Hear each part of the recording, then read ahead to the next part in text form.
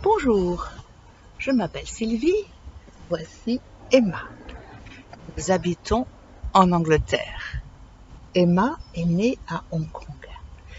Et à Hong Kong, il y a une librairie française qui s'appelle la librairie Parenthèse. Et un jour, Shen Jianghong a été invité et il signait ses livres. Emma n'était pas encore née, mais je savais que j'allais avoir une petite fille.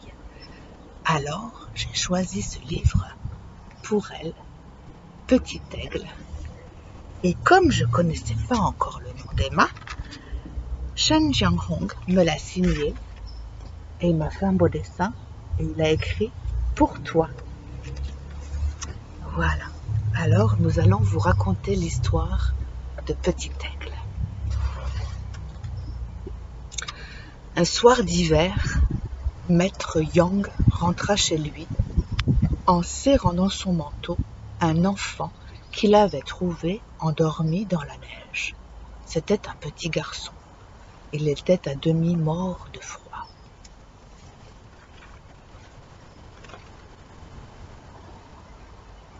Maître Yang lui donna du riz et du thé délicieux. Puis, lorsque l'enfant fut réchauffé, il lui demanda « D'où viens-tu? Où sont tes parents ?»« Mes parents sont morts, dit l'enfant. Ils ont refusé de se soumettre au général Zhao. Alors, il les a tués. J'ai réussi à m'enfuir. Désormais, tu seras sous ma protection, dit Maître Yang. Tu vivras dans cette maison avec mon aigle et moi.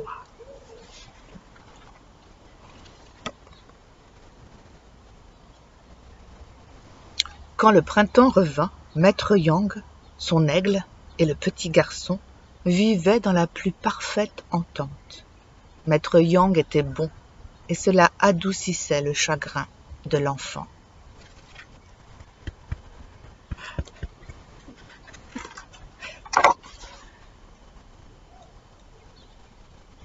Un soir, où il avait mangé trop de champignons, le petit garçon se réveilla un peu malade. Il vit que la couche de Maître Yang était vide. Une ombre immense se déplaçait sur le mur de la chambre. Et dehors, on aurait dit que de lourdes aigles, ailes, fouettaient l'air.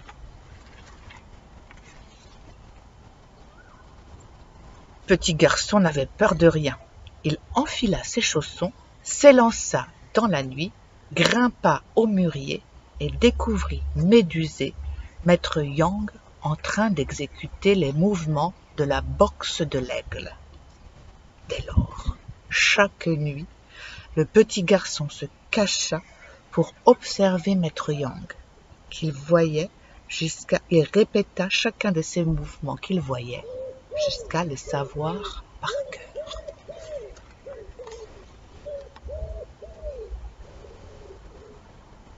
Un jour, au marché, le garçon fut provoqué par 4 voyous, tous plus grands que lui.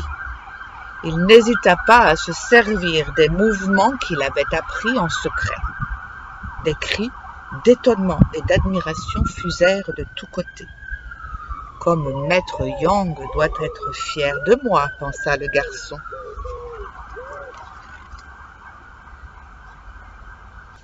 Mais Maître Yang était très fâché. « Ainsi, tu m'observes la nuit au lieu de dormir, et tu te bats pour un oui ou pour un non. Tu te crois fort ?» Cependant, Maître Yang le trouvait très doué. « Puisque c'est ainsi, suis-moi, tu seras mon disciple. » Ils se rendirent dans la grotte du grand Bouddha. Et là, on rasa le crâne du garçon. Puis, il frappa 3 fois la terre de son front devant Maître Yang en disant « Maître, je vous suivrai jusqu'au sommet de la perfection. »« Je t'accepte, dit Maître Yang, tu seras Petit Aigle. »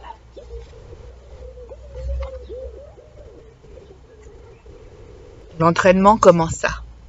Quand Petit Aigle fut capable d'accomplir avec justesse tous les mouvements de la boxe, Maître Yang l'emmena dans la forêt de bambous jusqu'à une grosse pierre. « Regarde, lui dit-il, goutte à goutte, jour après jour, l'eau fluide creuse la pierre dure. C'est ainsi que l'endurance porte ses fruits. » Petit Aigle comprit que le vrai travail allait commencer et qu'il serait long.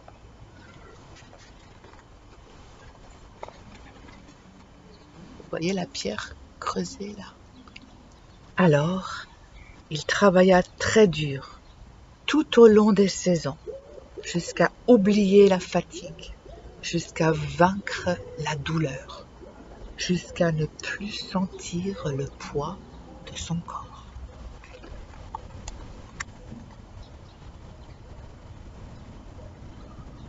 Pour aiguiser son œil, il s'entraîna à compter les pierres de la colline, les grains de riz sur la natte, les oiseaux en plein vol. Pour affûter son oreille, il écouta les vibrations infimes d'une pièce de monnaie suspendue.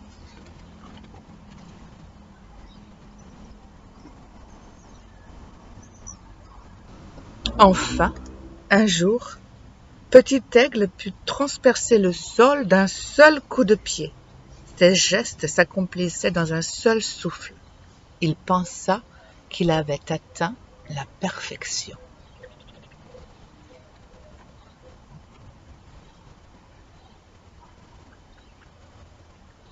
Dix ans plus tard, le 15e jour du 18e mois, au crépuscule, Maître Yang fit asseoir Petit Aigle près de lui et lui dit : « Tu ne sais rien encore. Je te transmettrai ce soir la quintessence de tous mes savoirs. » La nuit venue, ils engagèrent un merveilleux combat au cours duquel le disciple devint l'égal du maître.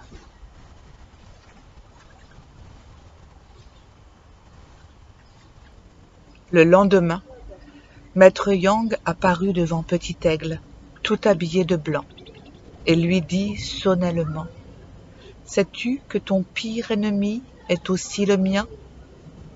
La rumeur dit que je cache un livre où sont consignés les secrets de la boxe de l'aigle. Le général Zhao a toujours voulu s'en emparer. Il m'a prévenu qu'il serait ici ce soir avec ses troupes. Nous le recevrons ensemble. »« Je suis prêt, maître, » répondit Petit Aigle.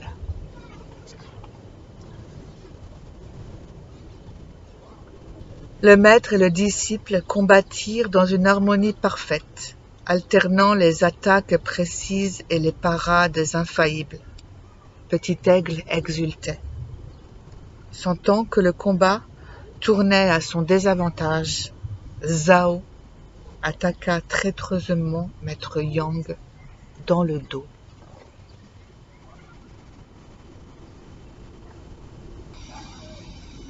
La blessure était profonde. Maître Yang savait qu'il allait mourir. Alors, d'une voix très calme, il dit à Petit Aigle : « Ils n'auront jamais le livre qu'ils cherchent, car ce livre n'existe pas. Les secrets de la boxe de l'aigle étaient en moi, et c'est en toi qu'ils se trouvent maintenant. Respecte-les toujours et ne les emploie que pour de bonnes causes. »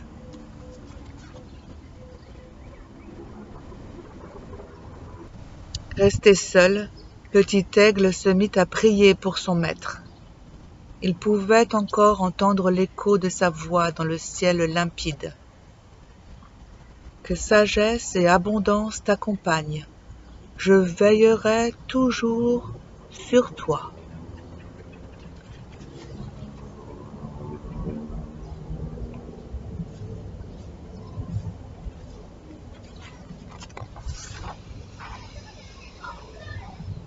La boxe de l'aigle est un style de kung-fu. Plusieurs techniques de kung-fu sont issues de l'observation des animaux. Il y a le style du tigre, du héron, du singe. Comme pour tous les arts martiaux, l'apprentissage est long et difficile, mais il permet d'acquérir des capacités exceptionnelles.